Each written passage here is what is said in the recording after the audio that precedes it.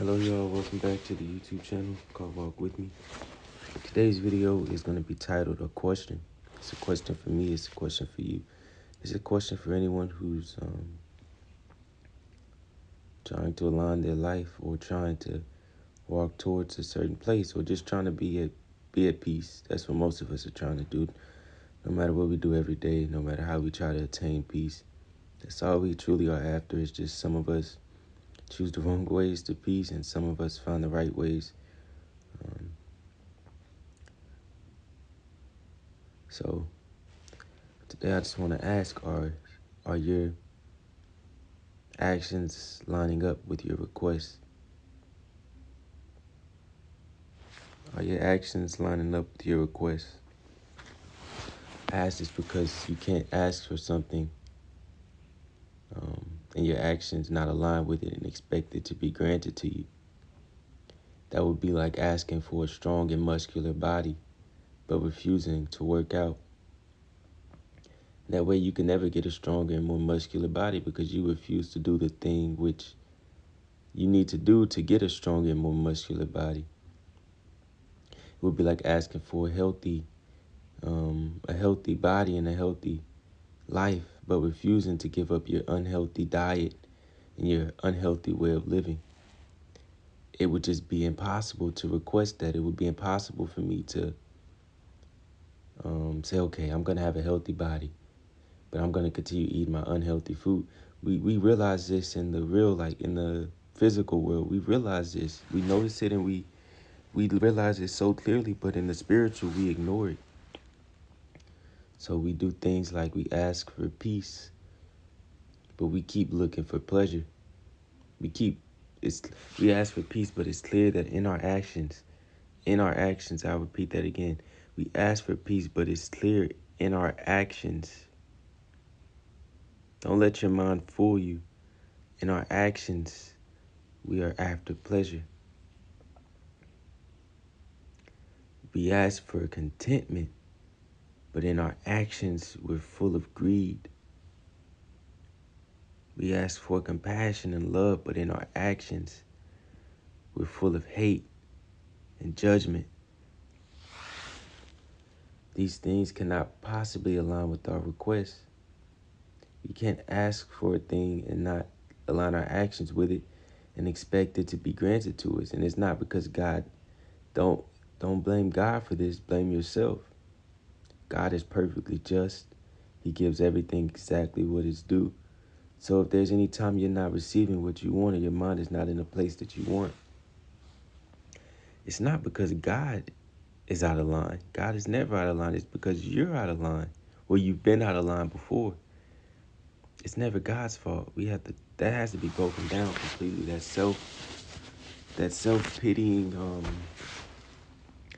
self-pitying blame we put on God. Why me, God? That self-pity has to be broken down. We have to break down that self-pity and putting it on God. It's not on God, it's on us. We've chosen our actions up to this point, and a lot of it wasn't ignorance. And for that, we get grace. But we must take responsibility, even though it wasn't ignorance. We must take responsibility for the things we have done. We're held accountable for them. Whether we knew they were wrong or not, we did them. And now we know that they're wrong, so we must stop doing them. There's no excuse. There's no way around this. We have to stop now because there's no way around it. We keep trying to find loopholes around the truth, loopholes around the right way of living. We look for loopholes. Have you ever noticed you've been reading the Bible before and you come across a verse that you see a loophole almost and your mind jumps to it like, oh, shoot, I can do that. I don't know if you know what I'm talking about, but your mind kind of sees a loophole in there, something that kind of justifies a desire within you, and you're like, okay, there's a loophole. We want to look for a loophole to do what's wrong.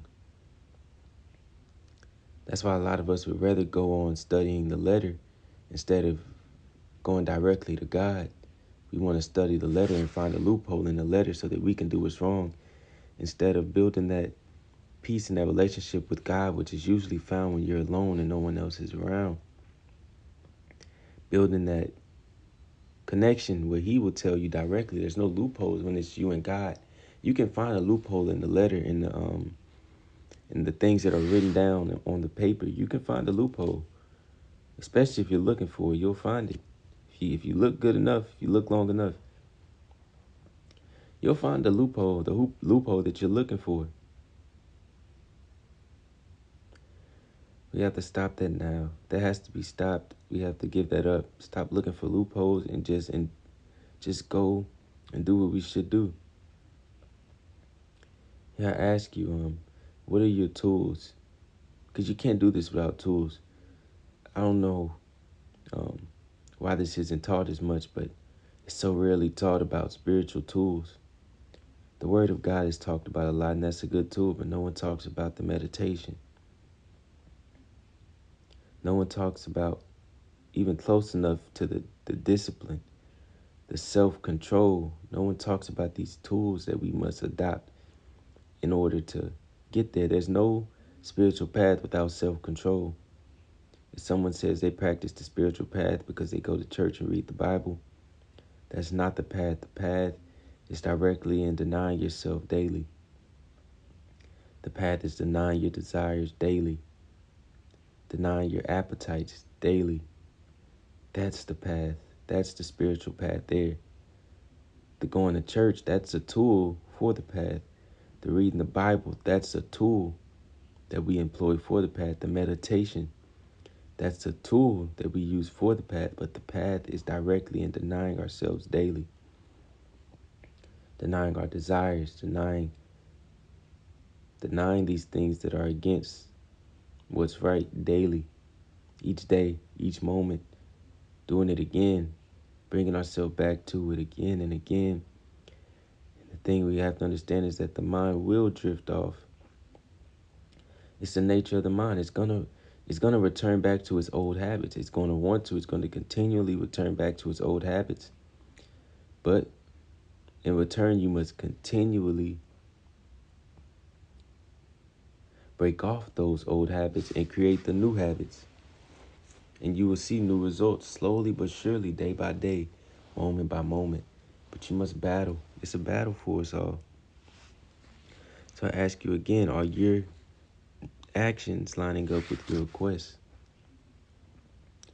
Question your intentions. Not only the actions are what matters, but look at your intention behind your actions.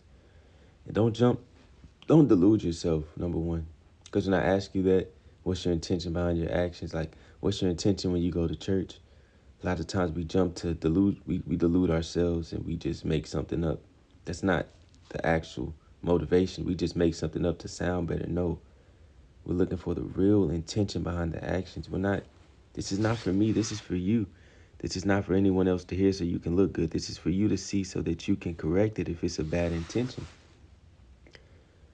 Why do you go to church? One person can go to church and another person be there for exactly different reasons. It's the same action, but the intention behind it is what would determine what they receive from it.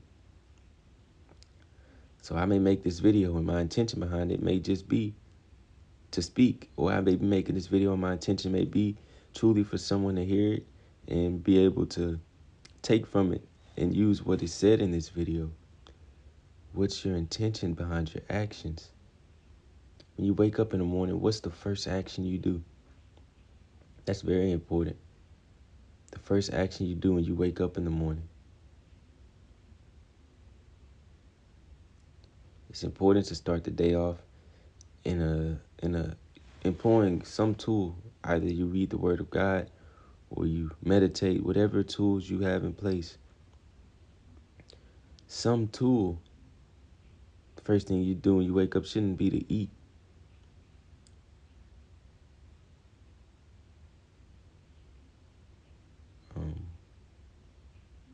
So it goes a few questions you can ask yourself. When you do action, what do I want to accomplish by doing this? Am I doing this for peace?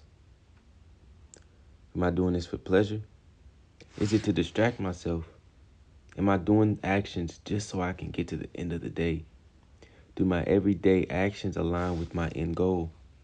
Am I asking and hoping for one thing but doing actions that couldn't possibly lead to what I'm asking for? Am I asking for peace and doing actions that clearly show that what I'm after is pleasure? Our actions must line up with our requests, because if our actions don't line up, then our requests won't be answered. We cannot ask for strength but build weakness. We cannot ask for peace but pursue pleasure. It just doesn't line up. It's wishful thinking that gets a lot into religion. Wishful thinking. Wishful thinking is a dangerous thing, and it may make you feel peaceful, which is the dangerous thing about it, because this wishful thinking, you think these things, and it makes you feel a sense of peace because you feel that you don't have to do anything in order to get something, that you don't have to change your actions, but you will be saved. That salvation is for everyone. Sorry, one second.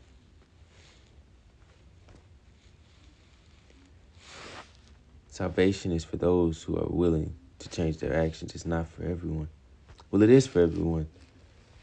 In a way, it is for everyone, but it's not for those who refuse to fall in line with it. The truth is for those who are willing to mold themselves into the truth. Salvation is for those that are willing to step on the road of salvation. Heaven is for those willing to transform their mind into the heavenly state.